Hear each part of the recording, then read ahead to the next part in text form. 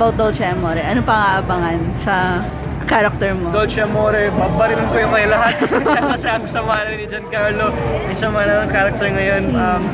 Ang dami kong bashes ngayon.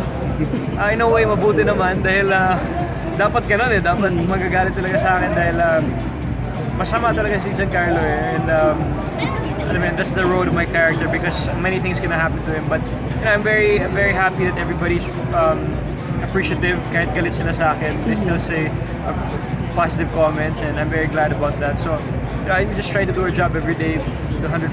And the whole cast and crew of Dolce is working extremely hard just to put out a good show. So maraming salamat sa inyo lahat. Thank you. I noticed madalas ka nagla-live ngayon pag Dolce Amore na. Yeah, Bakit? yung trip namin kami ni si Fabio, Si Fabio.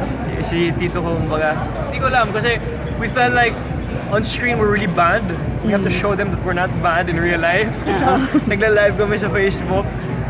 So medyo, you know, we're just good vibes lang, tawanan lang kami, make everybody smile and have a good time. Yun lang.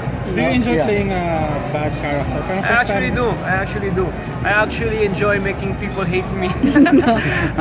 No, but I actually do. You know, the role, it's a very dark and heavy role, and I have an amazing time to play it, and it's just very enjoyable for me. And the directors, everybody is very supportive, and they guide me all the way. And ganda, sarap ng character ko. How about your musical career? I understand Papadama na lang went on air. It's pretty good. That went Yes, on sir. air over Thank FM you. radio stations. I have a big surprise for everybody. This year, I'm celebrating my 10 years in showbiz. It's been 10 years already. This coming November, I'm gonna have a major concert in Cebu. Something to look forward to. Yeah, something to look super forward. I'm gonna start working on it after Dolce Amore. So, yun, it's gonna be at the Waterfront Cebu. I haven't announced it. This is the first time I'm saying it, but we're gonna properly announce it and everything very soon. But we're focused on Dolce now. After Dolce, we're gonna start doing this 10-year anniversary concert. Okay. Mateo, July is the, birth month of Sarah. Any surprises for her? Nasa Canada ako, mamay. May Dolce Amore tour kami. Pero syempre, sa birthday yan dito ako. So, yun yung pinaka-importante. Okay. Okay po, thank Thank you. you. Thank you.